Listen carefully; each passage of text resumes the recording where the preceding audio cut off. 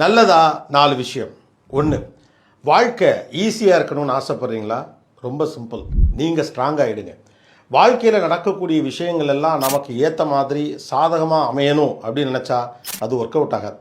ஆனால் என்ன நடந்தாலும் அதை ஹேண்டில் பண்ணுற அளவுக்கு நம்ம ஸ்ட்ராங்கான ஒரு ஆளாக மாறுறது கொஞ்சம் சாத்தியம். Don't expect, be prepared. 2, வாழ்க்கையுடைய சக்ஸஸ்ங்கிறது ரிச்சான லைஃப் ஸ்டைல், கார், மொபைல், வீடு இதையெல்லாம் உருவாக்குறதுல கிடையாது. வாழ்க்கையை தரக்கூடிய அழுத்தங்கள், லாஸ், டிசப்பாயின்மெண்ட்ஸ் இதை ஹேண்டில் பண்ணுறதுக்கான ஸ்கில் நம்மக்கிட்ட இருக்கா அப்படிங்கிறது தான் நம்முடைய சக்ஸஸை தீர்மானிக்குது.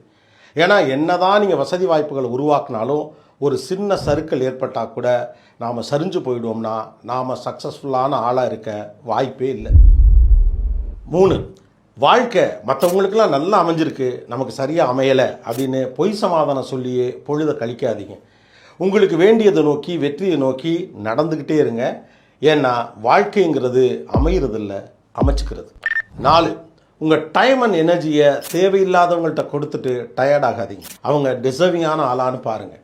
உங்களை பொழுதுபோக்காக நினைக்கிறவங்க, வேல்யூ பண்ணாதவங்க, விளையாட்டாக நினைக்கிறவங்க, இவங்ககிட்டலாம் உங்கள் டைம் அண்ட் எனர்ஜியை கொடுத்தீங்கன்னா நீங்களே உங்களை மதிக்கலேன்னு அர்த்தம்.